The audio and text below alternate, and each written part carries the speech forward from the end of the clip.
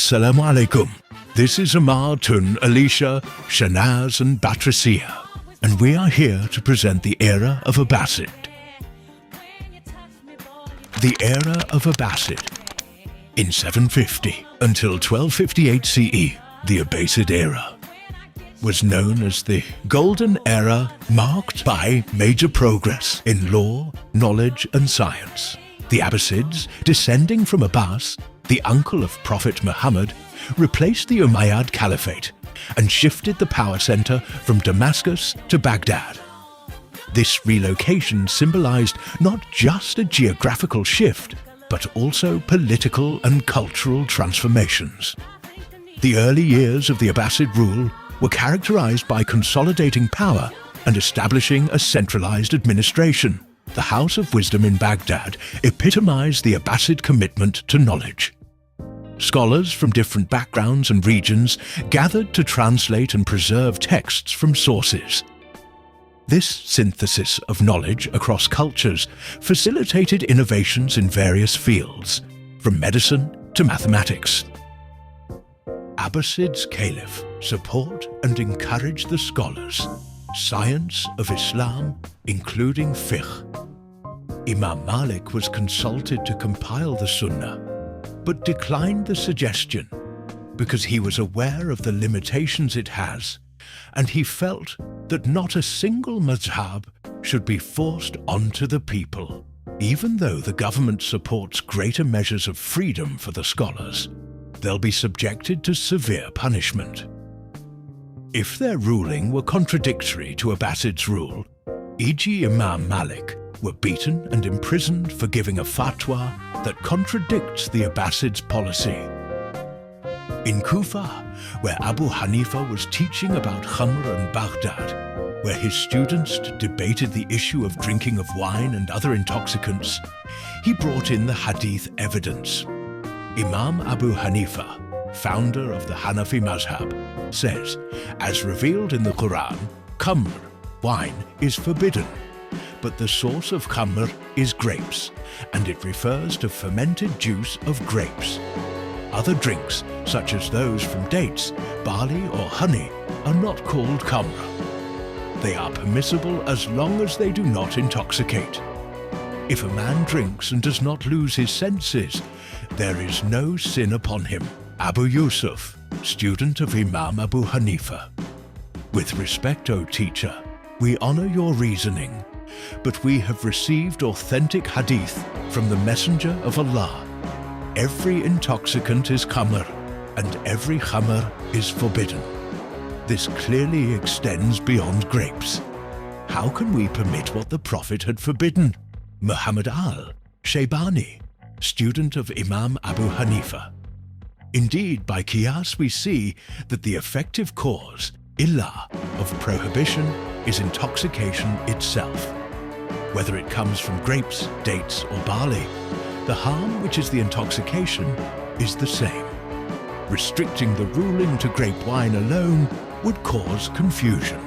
Zufar ibn al-Hudhayl, student of Imam Abu Hanifa. I agree. If we hold otherwise, people would argue that they may consume barley beer or date wine freely. But the hadith closes this door. The prohibition must be general, not restricted.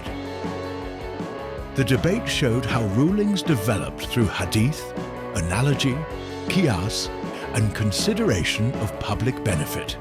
Maslahah, protecting people's intellect and preventing harm. Qiyas is analogical deduction, which means making a legal decision by comparison. Maslahah fulfills the protection of intellect of people. It is to secure benefit and prevent harm, as well as harmonious with the aim and objective of the Sharia. Baghdad became a place for learning and supporting scholars. This resulted in the schools to grow and become organized. The expansion of Islamic empire, although seems to be somewhat virtuous, it would also raise a handful of issues that needed fiqh rulings, The vast cultural diversity made it difficult and needed careful consideration when it comes to deducing fiqh rulings. The scholars resolve this issue by developing different ijtihad that is consistent with the primary and secondary sources Wanu Quran and the Sunnah, as long as it doesn't contradict those two. The fiqh ruling can be made, and PPL from different racial backgrounds, customs too, will have a solution towards their disputes, e.g. Bait al-Hikmah, the House of Wisdom, with the purpose of translating foreign work. Before this period, most hadiths were passed down through memory. But as Islam spread to different regions, scholars realized the importance of recording them in writing to protect them from false or weak reports. With the strong support of Abbasid caliphs, centers of learning in Baghdad, Kufa, and Basra became hubs of hadith study. Dedicated scholars traveled thousands of miles to collect authentic narrations directly from trusted sources. These compilations preserved the Prophet's words with incredible accuracy, using strict verification systems known as isnad, or chains of narrators. Through their dedication, the Sunnah was safeguarded for generations to come. The Abbasid era thus stands as a golden chapter in Islamic history, when the light of knowledge, truth and authenticity illuminated the Muslim world through the preservation of the Sunnah. This period was not only known for great scientific and cultural progress, but also for the development and compilation of Islamic law, or fiqh. As the Muslim empire expanded, new issues began to arise in different regions. Scholars realized the need to record and organize Islamic rulings to ensure justice and unity across the vast empire. With the support of Abbasid caliphs, centers of learning were established in Baghdad. It became a place where scholars, jurists and thinkers worked together to preserve and compile Islamic knowledge. Great scholars like Imam Abu Hanifa, Imam Malik, Imam al-Shafi'i, and Imam Ahmad ibn Hanbal played a major role during this time. Their works, such as Al-Muwatta by Imam Malik and Al-Risala by Imam al-Shafi'i, became important foundations for Islamic jurisprudence. These compilations helped organize fiqh into written forms, making it easier for people to apply Sharia in daily life, ensuring that Islamic law remained consistent, fair and relevant to the changing needs of society.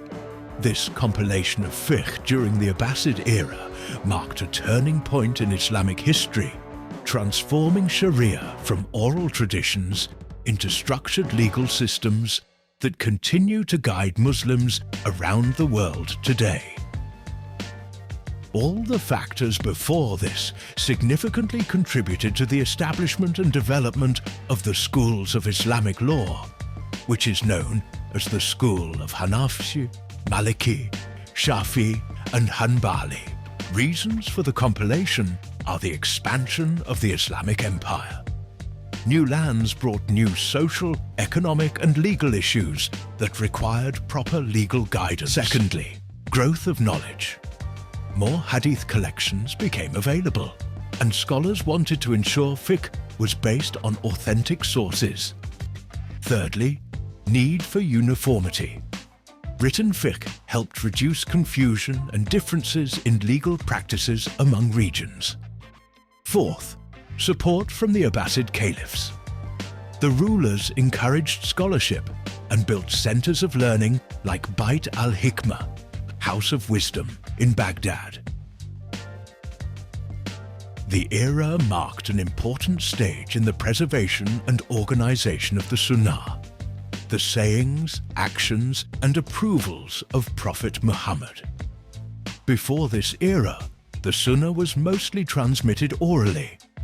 However, scholars saw the need to record it properly to avoid confusion and protect it from false narrations. The Abbasid caliphs strongly supported religious scholarship and encouraged scholars to collect and verify authentic hadiths. That is all from us. I am Amar. I am Tun. I am Alicia. I am Shanaz. And I am Batrisha.